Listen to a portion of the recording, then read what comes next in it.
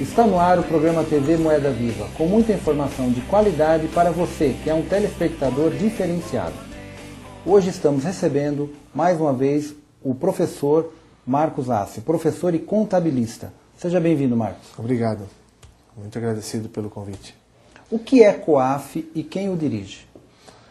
Bom, o COAF ele foi criado pela Lei 9.613/98, que instituiu esse Conselho de Controle das Operações de Atividades Financeiras no Brasil. Porque acontece o seguinte, já no ramo internacional, já existe esse tipo de controle. Tem até que a sigla em inglês é o FAFT, né, que é o Financial Ask Task Force, que nada mais é que um grupo de ação para evitar as atividades de lavagem de dinheiro, contra terrorismo, todo. E hoje ele está sob a direção do Ministério da Fazenda. Ele é um departamento lá.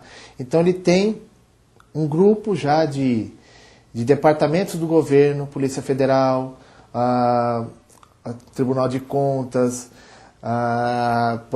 o próprio Ministério da Fazenda e outros órgãos governamentais que estão ajudando nesse tipo de trabalho na prevenção e combate à lavagem de dinheiro. E o que é lavagem de dinheiro?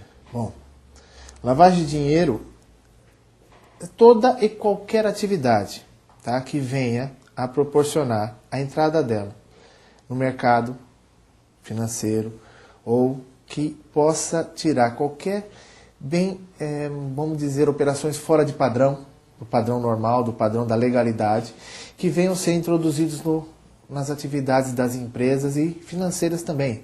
Porque quando a gente fala de lavagem de dinheiro, às vezes as pessoas pensam que é só para banco.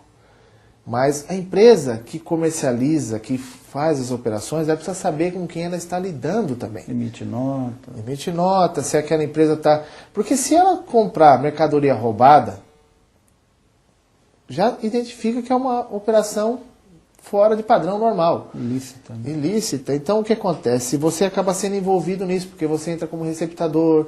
Então entra, quando aparece na mídia, olha, ele está sendo processado por corrupção ativa, corrupção passiva, lavagem de dinheiro, formação de quadrilha. Lavagem de dinheiro está sempre, porque é toda operação ilícita, fora de padrão, que seja introduzido no mercado. E o que os órgãos reguladores estão fazendo? Olha, o Banco Central iniciou isso há muito mais tempo, justamente porque o principal foco é não ter os bancos, né, envolvidos nesse tipo de operação. Porque uma vez que um banco permite a entrada desse dinheiro em suas transações, em seu caixa, em seus depósitos, subentende-se que é um dinheiro limpo. Porque quando eu mandar um TED para você, um DOC para sua conta, eu der um cheque, vai sair de uma outra conta do banco. Você vai receber, porque alguém já verificou se esse dinheiro é honesto ou não, se ele está dentro dos padrões da legalidade. Então, o Banco Central já vem trabalhando muito mais tempo com isso para evitar esse tipo, né, de transações ocorram nos bancos. E agora, por exemplo, a SUSEP está se preocupando muito, que é a Superintendência de Seguros Privados, que está se preocupando muito com a fraude, com a prevenção à lavagem de dinheiro, com os controles internos. Tanto que, em dezembro do ano passado, ela emitiu a Circular 380, incluindo todas essas atividades para o ramo de seguradora. Né? Preocupado, porque ramo de seguro também, se você não tiver controle, não tiver cadastros, informações, conheça seu cliente, vai só aumentando.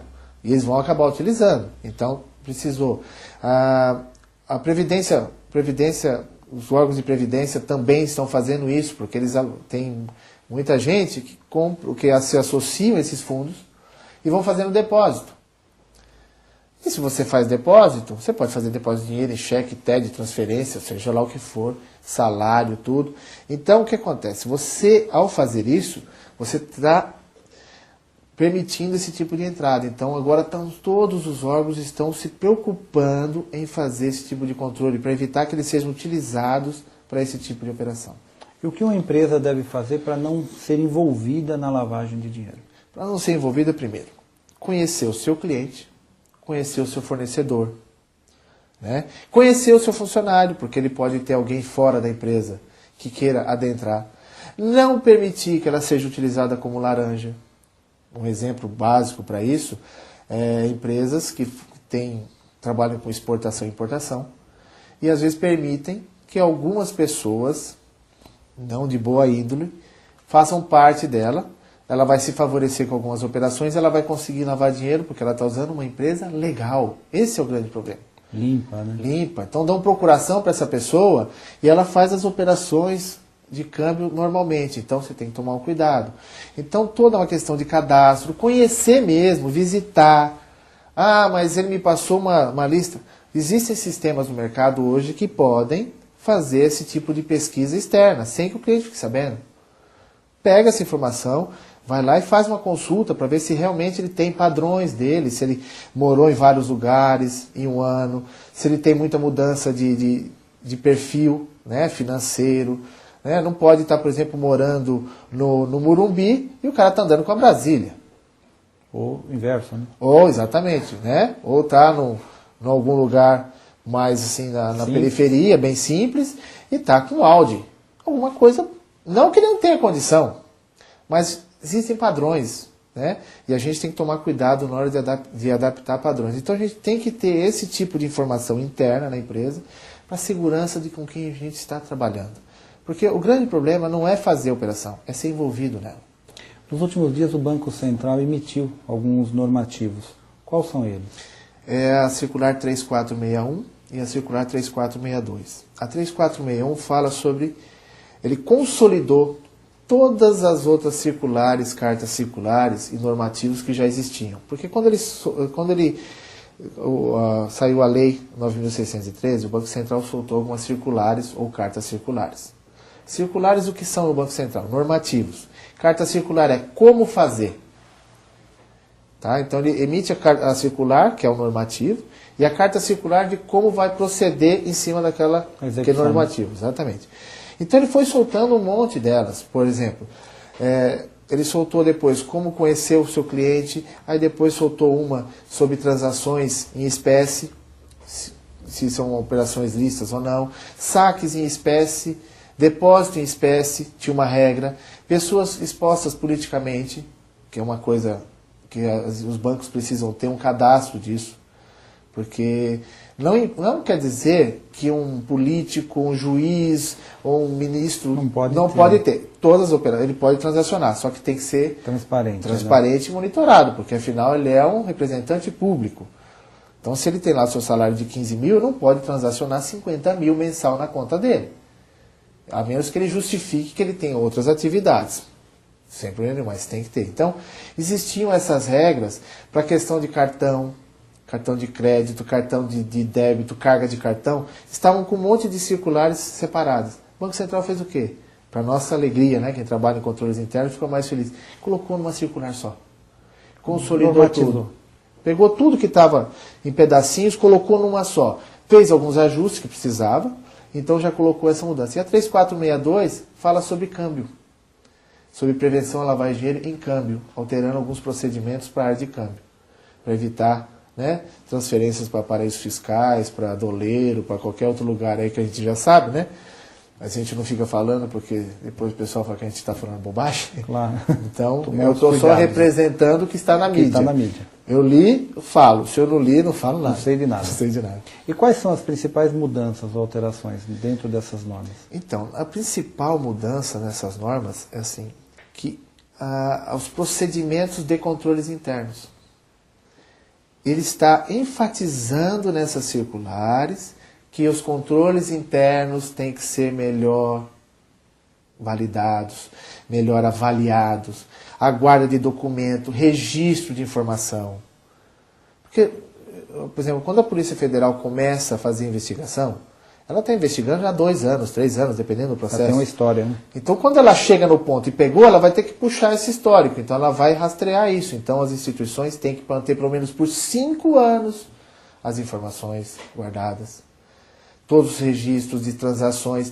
Incluir uma coisa agora até, o cliente, esqueci até o termo, o cliente esporádico, aquele cliente que não tem conta, mas vai lá na sua conta e tem alguma coisa para te pagar e deposita em dinheiro. Agora ele vai ter que ser identificado.